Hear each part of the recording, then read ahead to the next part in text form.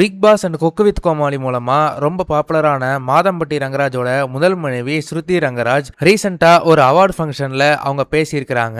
அவங்க பேசின சில விஷயங்கள் தான் சோசியல் மீடியால இப்போ ரொம்பவே வைரலா பேசப்பட்டு வருது. சமீபத்துல மாதம்பட்டி ரங்கராஜோடைய மனைவியான ஸ்ருதி ரங்கராஜ் அவங்களுடைய ப்ரொஃபஷனை பாராட்டுற மாதிரி அவங்களுக்கு ஒரு விழால அவார்டு கொடுத்திருக்கிறாங்க. அந்த அவார்டு கொடுத்தப்போ அவங்க பேசியிருந்தப்போ என்ன சொல்லியிருந்திருக்காங்கன்னா, தன்னோட இந்த வெற்றிக்கு அம்மாவை தொடர்ந்து ரங்கராஜ் தான் காரணம்னு ரொம்ப நெகிழ்ச்சியா சொன்னாங்க. அவர் இல்லைன்னா நான் இந்த ஸ்டேஜ்ல நின்று இருக்கவே முடியாதுன்னு, எங்களுக்குள்ள இருக்கிற அண்டர்ஸ்டாண்டிங் தான் எங்களை அடுத்த லெவலுக்கு கூட்டிட்டு போகுதுன்னு பேசினாங்க. அது மட்டும் இல்லாம ரங்கராஜ் விபூதி வச்ச சீனை வச்சு குக்கு வித் கோமாளில கலாய்க்கிறத பத்தி நெட்டிசன்கள் கேட்கறதுக்கு நெகட்டிவ் கமெண்ட்ஸ் போடுறவங்க கொஞ்சம் மனசாட்சியோட நடந்துக்கணும். ஆனாலும் என் கணவர் கலந்துக்கிற எந்த ஒரு ஷோவுமே நான் டிவில பாக்குறதே இல்ல.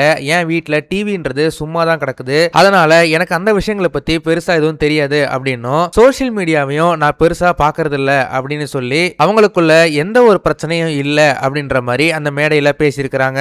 ஆனாலும் சில நாட்களுக்கு முன்னாடி மாதம்பட்டி ரங்கராஜுக்கு ஏற்கனவே ஜாய்ங்கிற பெண்ணோட தொடர்பு இருந்ததும், அவங்களுக்கு ஒரு குழந்தை பிறந்து அதை டிஎன்ஏ டெஸ்ட் வரைக்கும் கொண்டு போய் ரங்கராஜ் ஒத்துக்கிட்டதும் சமூக வலைதளங்கள்ல ரொம்பவே ஒரு பெரிய பேசுபொருளா மாறுச்சு. ஒரு பெண்ணோட வாழ்க்கையை அழிச்சிட்டு தனக்கு 2 பொண்டாட்டிங்கிற உண்மையை ஒத்துக்கிட்ட ஒரு கணவனை ஸ்ருதி இவ்வளவு பெருமையா பேசுறத பலரால ஏத்துக்கவே முடியல. சமூகத்துல பைனான்சியலா சொந்த கால நிக்கிற ஸ்ருதி மாதிரியான பெண் இருக்கும்போது, அவங்களோட கணவன் இந்த மாதிரி ஏமாத்திட்டு இருக்கும்போது அவங்கள பத்தி மேடையில இவ்வளவு பெருமையா பேசுறது மத்த பெண்களையும் அது பாதிக்கும் அப்படின்ற மாதிரி சோசியல் மீடியால பரவலா கேள்வி எழுப்பிட்டு வராங்க.